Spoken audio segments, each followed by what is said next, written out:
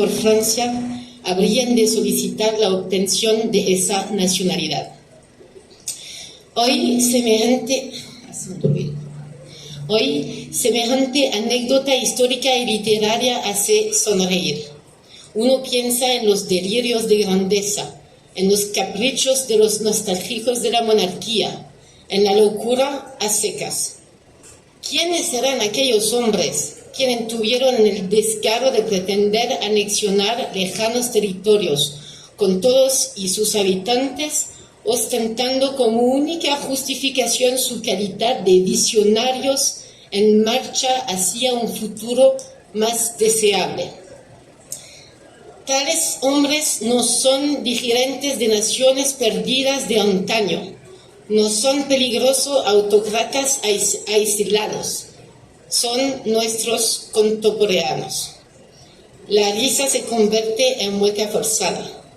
Forzada porque en el instante mismo en el que estamos hablando, seguimos asignando a los territorios anexados durante el periodo colonial, a los nortes, a los sures, la responsabilidad de abastecer a los países más ricos, tanto en materia primas de diferente índole, recursos mineros, energéticos, faunísticos, pesquero, florístico, como en recursos inmateriales, en sueños de una naturaleza aún no suficientemente pura como para apaciguar el malestar de los habitantes de la modernidad económica y tecnocrática. En 1986, Raspail pregunta, al evocar el destino trágico de los Kawashkar, ¿quién se acuerda de aquellos remeros de ultramundo, aquellos pobres humanos que, por no creer en un Dios bueno y misericordioso, lo pagaron con sus vidas? Hoy, la misma interrogante, formulada a propósito de todos los humanos que continúan viviendo según normas no modernas, se plantea irónicamente en términos idénticos. ¿Quién se acuerda de los hombres que no creen que el progreso tecnológico ultramoderno habrá de salvarlos de la devastación del mundo habitable? Para moderar el problema del extractivismo a ultranza, único modelo capaz de producir las condiciones materiales de nuestra modernidad, se podría ceder a la tentación de recurrir al concepto occidental de naturaleza, así como a su implementación en las políticas institucionales de protección del medio ambiente, de la biodiversidad, haciendo caso omiso de las reivindicaciones de los colectivos humanos que siguen cultivando relaciones míticas, oníricas y encarnadas con los otros seres que pueblan sus mundos colectivos, en cuyo seno esos mismos vocables, medio ambiente, biodiversidad, naturaleza, nunca han existido. Esa maroma del lenguaje que pasa del extractivismo a la protección del medio ambiente no constituye en ningún caso un cambio de mundo. Mientras yo trabajaba en Alaska entre los Gwich'in, pueblo de cazadores-recolectores de Alto Yukon, me di cuenta de hasta qué punto extracción de los recursos naturales y protección de la naturaleza mediante reservas y parques no eran actitudes contrapuestas, sino constituyen las dos caras de una misma moneda propia a la relación moderna con la naturaleza. Ambas lógicas aparecieron de manera conjunta en la historia y siguen presentándose al pensamiento, una respecto de la otra, una en oposición a la otra. Su respectiva existencia es el producto de su interdependencia. Esta dualidad en nuestra acepción de lo que es la naturaleza por explotar, por proteger, va teñida ahora de una espinosa problemática. La crisis ecológica y climática que hace tambalear tanto nuestros mundos como las categorías que hemos inventado para entenderlos y controlarlos. Dentro de las ciencias humanas y sociales, uno de nuestros mayores avances ha consistido en desmenuzar uno a uno los términos que remiten a aquello que solíamos llamar antaño la naturaleza.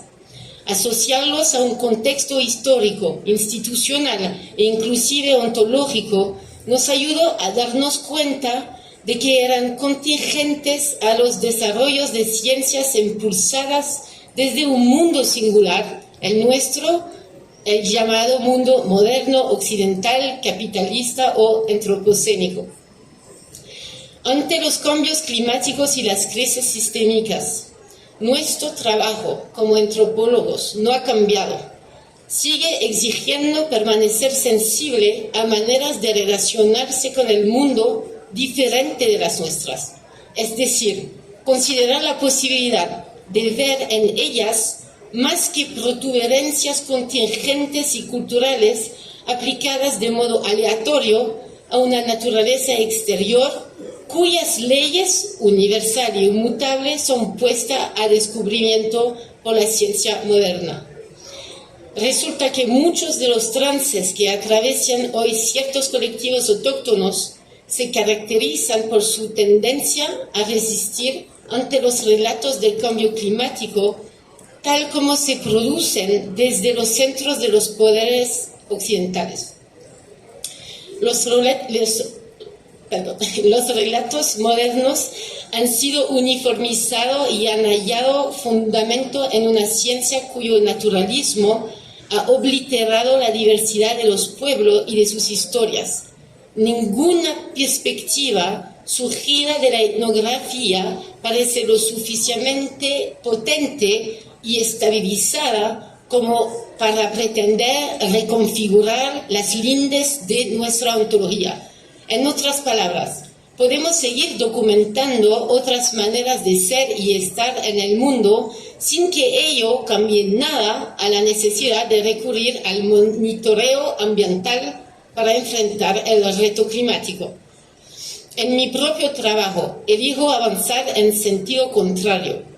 Existen respuestas discrepantes ante el estado de facto científico en lo que atañe el calentamiento climático, tal como suele ser replanteado dentro del relato moderno. Esas respuestas pasan por otro tipo de relaciones con los seres y las entidades que conforman un mundo. Sí, la antropología sigue teniendo un papel por desempeñar, una vez asumido plenamente el estigma de la colonización.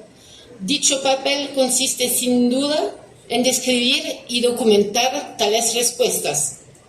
La antropología debe tener distancia del relato moderno dualista en cuyo seno nos hemos confinado nosotros mismos para enfocarse cuanto antes en las situaciones límite que experimentará probablemente gran parte de la humanidad en un futuro cercano. Al mismo tiempo, debe introducir un contrapunto necesario respecto de los escenarios naturalistas de las geociencias.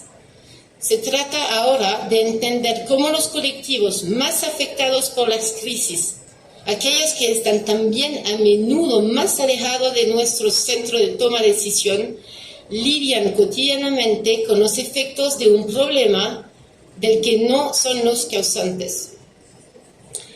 Las consideraciones meteorológicas han alcanzado en años recientes una profundidad y una densidad nunca antes vistas, trátese del Gran Norte o de cualquier otro sitio.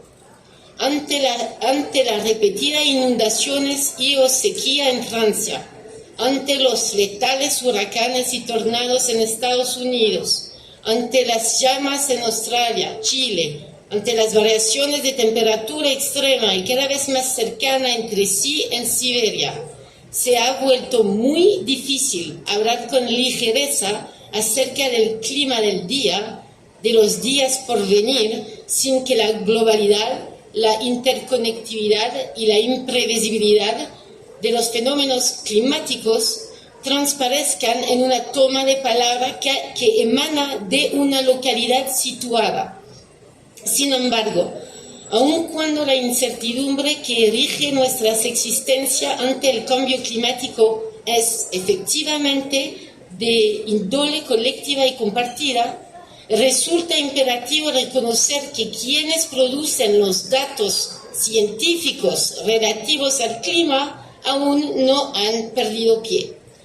Si bien muchos admiten la inminencia de la crisis en estricto apego a los hechos presentados por los climatólogos, dicho reconocimiento sigue siendo fundamentalmente teórico comparado con lo que experimentan los colectivos de los puestos climáticos de avanzada. La modernidad ha asumido el nuevo régimen climático a partir de dos discursos adosados entre sí: colapso y progresismo. Por un lado, los adeptos de la colapsología proponen un relato abrumador, el de la civilización termoindustrial irremediablemente destinada al desastre, del cual nadie podrá salvarse. Anuncian así el término inexorable del mundo que apuntala nuestros modos de vidas, de los que tendremos que despedirnos definitivamente. Por otro lado, los ecomodernistas nos dicen que la humanidad será capaz de salir bien librada de sus propios excesos. La geoingeniería reparará el clima, las energías fósiles habrán que ser sustituidas por energías verdes, las modificaciones genéticas de los seres vivos habrán de permitirles sobrevivir en entornos deteriorados.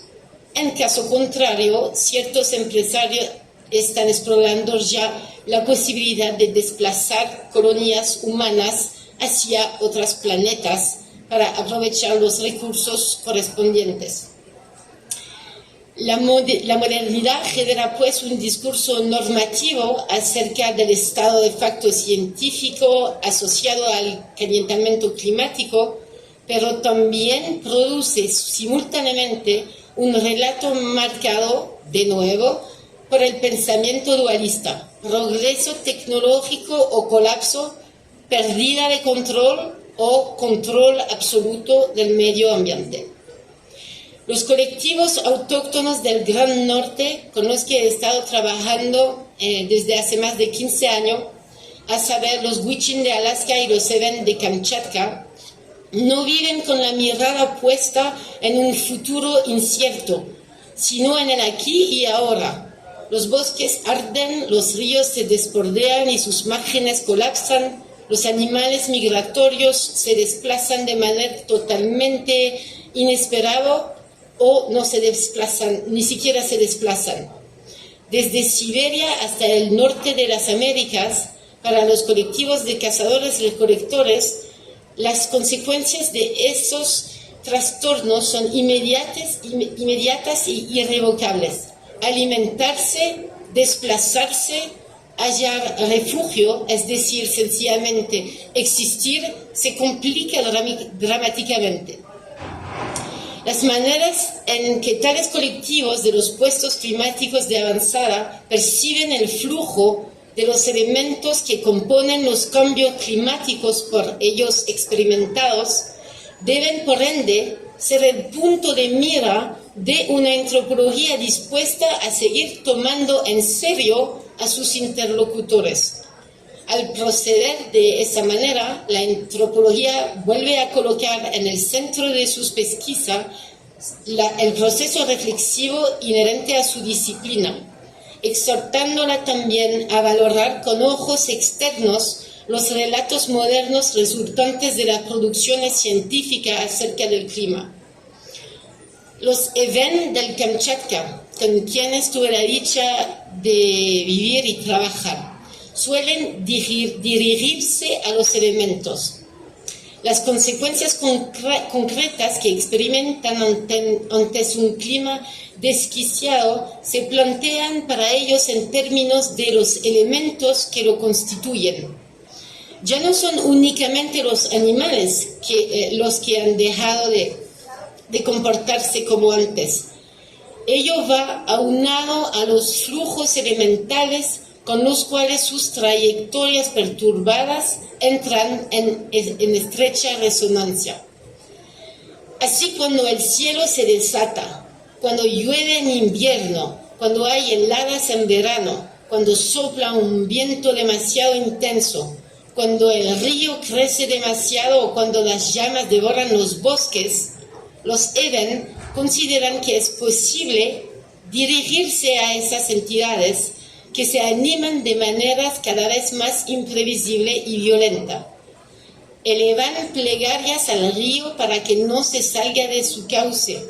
Presentan ofrendas y pronuncian fórmulas, tanto rituales como cotidianas, para pedirle al fuego que no se esparza más allá del hogar.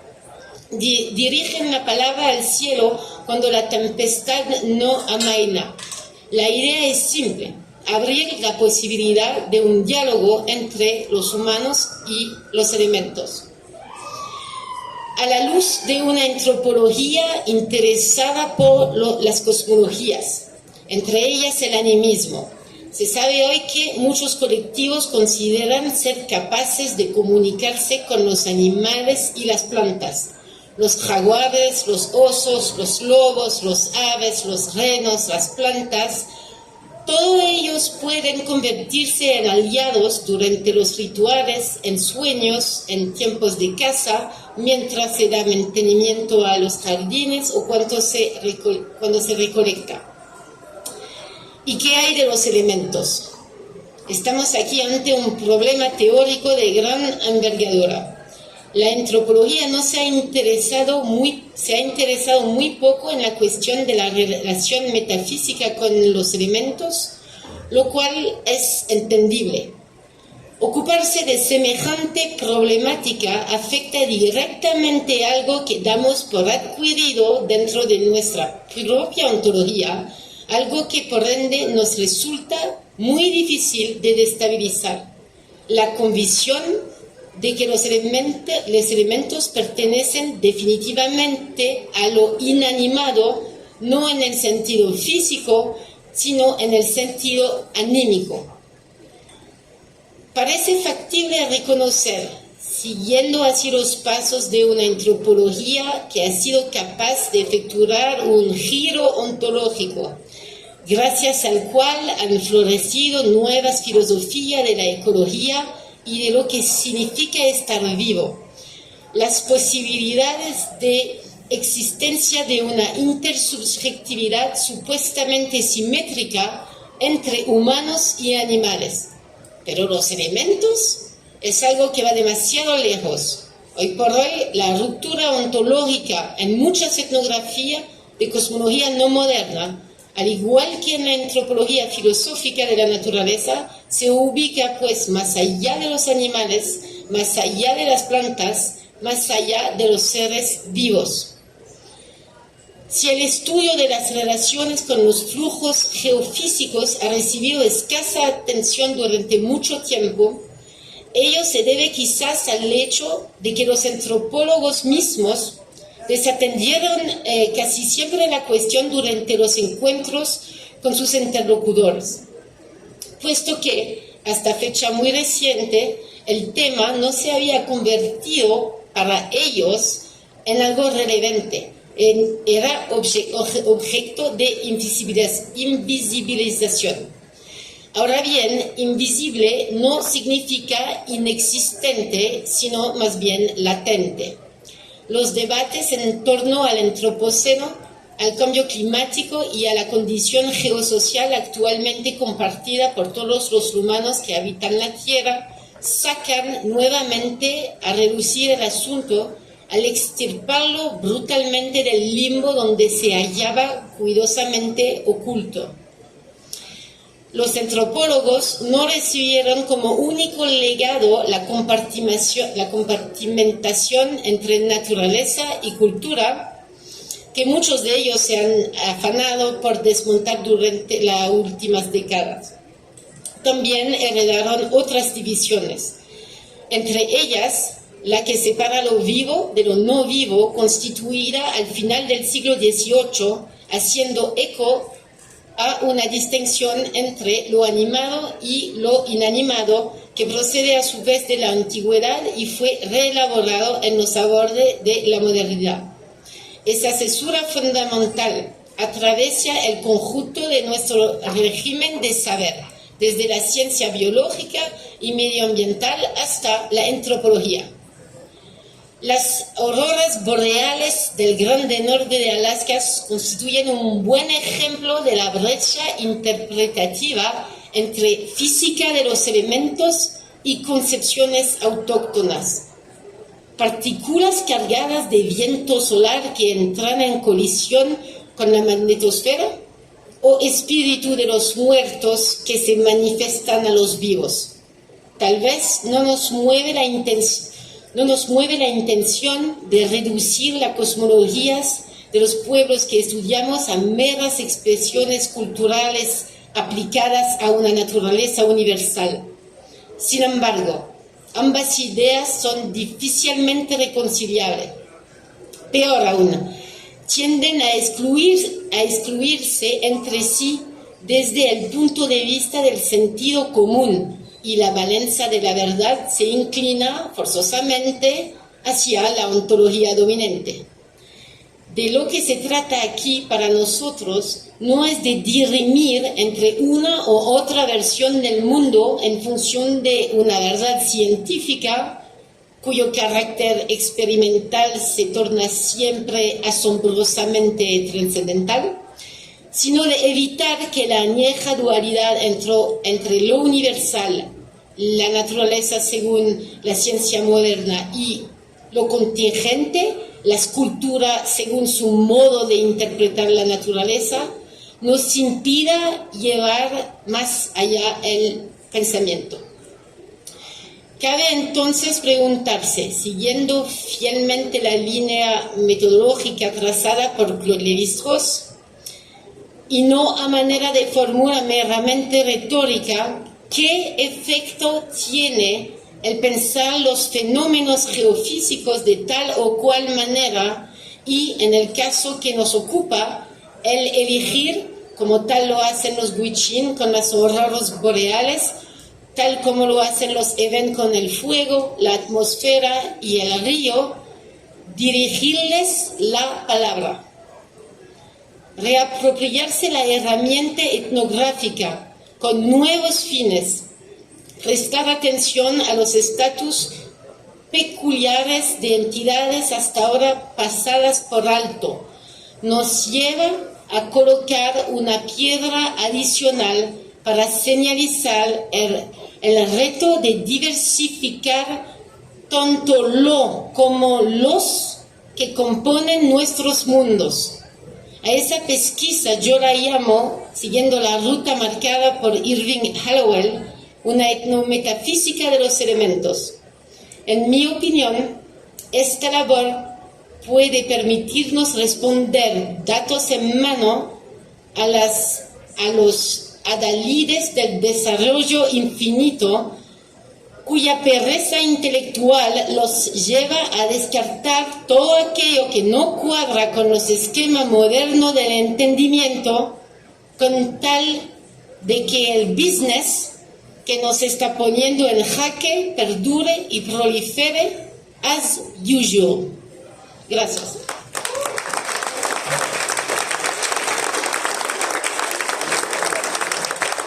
Aplauso para nuestros ponentes inaugurales. Muchísimas gracias, Nastasia, Antonio y Timote.